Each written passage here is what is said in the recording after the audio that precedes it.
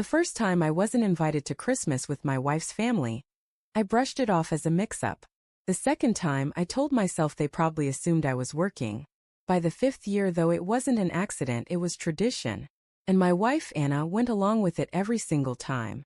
It's strange how silence can sound heavier than shouting. That December morning as she packed her suitcase, carefully folding sweaters I'd bought her, humming faintly to a Christmas song on the radio, I realized how quietly she'd erased me from her life. "You sure you don't want me to drive you to the airport?" I asked, leaning on the doorframe trying to sound casual. Anna smiled, that soft, polite smile people use when they're already halfway out the door. "It's fine, Mark. My brother's picking me up. You'd just be bored there anyway. You hate snow." That wasn't true. I loved snow. I loved Christmas. I loved the idea of family gathered around a tree laughing, passing mugs of cocoa. Something I never had growing up. I'd hoped marriage would change that. When we first married, I thought her family's distance was just adjustment. But each year as December approached, the same story played out. They'd forget to include me in the group chat or fail to find enough space in the cabin they rented. Anna always promised to make it up to me when she got back. She never did. But this year something inside me snapped. In October I bought a mountain home. A beautiful secluded place tucked in the Colorado pines, 2 stories high, with wide windows that caught the morning light. I told Anna it was a business investment. A getaway for when I needed to work remotely. In truth, it was an experiment. I didn't tell her that the cabin was less than 20 minutes from where her family always spent Christmas. I wanted to really see what happened when she wasn't pretending. On December 22nd, I flew out quietly, 2 days before her trip. I left the lights off and the curtains drawn, settled in with my coffee and waited. Snow blanketed the world outside, soft and perfect. The next day, I saw their car pull into the lodge driveway through my binoculars. Anna stepped out, laughing. She looked different somehow, lighter, freer. A man came around the car to grab her suitcase. He was tall, maybe mid-30s, with the kind of easy charm that made people like him instantly. Anna touched his arm, lingering, familiar. My stomach twisted. I told myself I was imagining things. Maybe he was a cousin. Maybe I didn't know everyone in her family.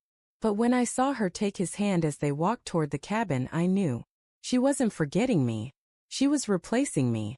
I stayed awake that night, sitting by the dark window, heart hammering, trying to piece together how long it had been happening.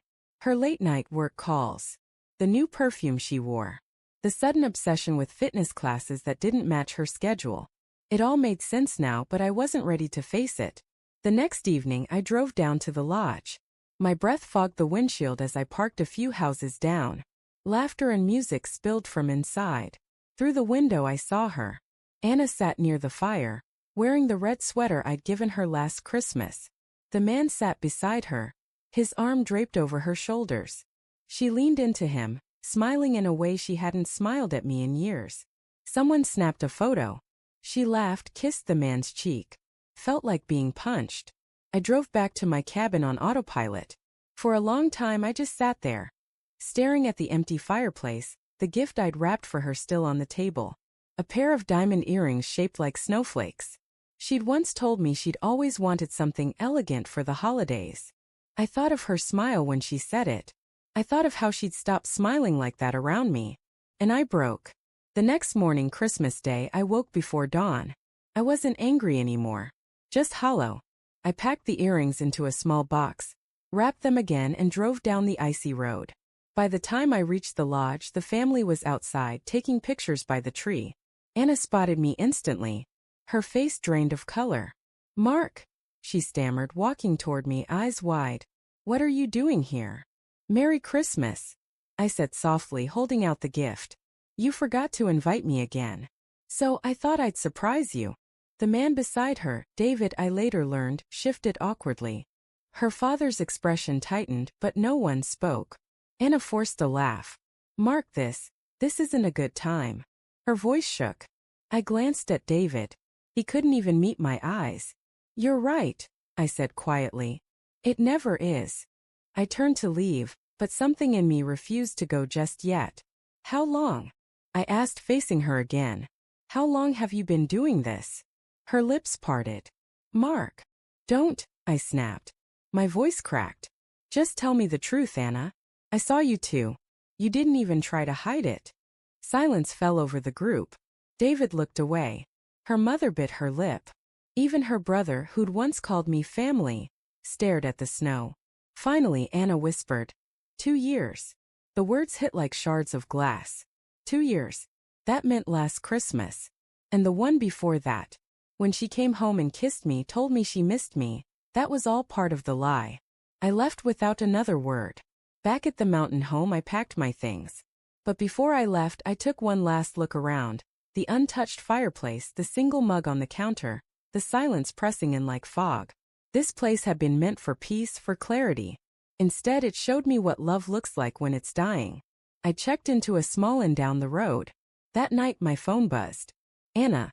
Please, can we talk? Anna. I didn't mean for you to find out like this. Anna, it wasn't supposed to go this far. I didn't reply. But hours later, she showed up at the inn. Her hair was still damp from the snow, her eyes red. She looked smaller somehow, stripped of all her confidence. Mark, she whispered. Please. I can explain. I let her in, though I didn't know why. Explain what? I asked, voice barely steady. That you fell in love with someone else? That every Christmas you told me your family didn't want me there. But it was really you who didn't. Tears streamed down her cheeks. It wasn't like that. He was just someone I could talk to. You were always so distant.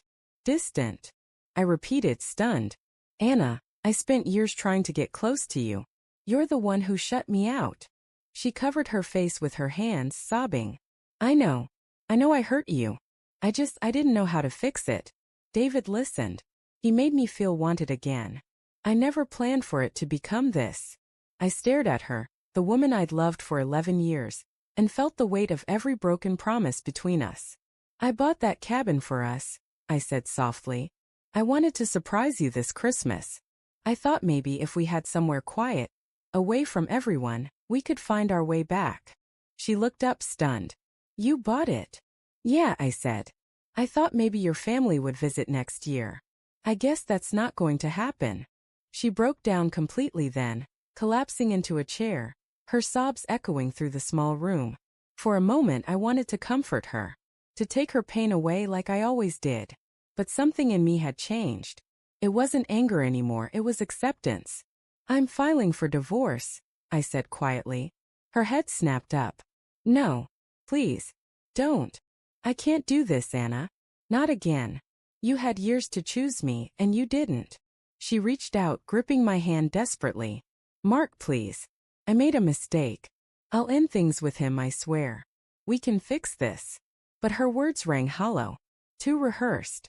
Too late. I hope you find what you're looking for, I said, pulling away. But it isn't me. I left the next morning, snow crunching under my boots, the world eerily quiet. As I drove away, I saw the mountain cabin disappear in the rearview mirror, swallowed by fog and pine. It struck me then how love doesn't end with a single betrayal. It dies slowly, through small forgettings, quiet absences, and half-truths told over years. For her, it ended the first time she left me out of Christmas. For me, it ended when I stopped waiting for her to come back. 2 years later, I still spend Christmas in the mountains. Alone but at peace. The house, my house, has become something new. Warm. Honest. Sometimes when the snow falls heavy and the world turns silent, I light the fire and pour a mug of cocoa.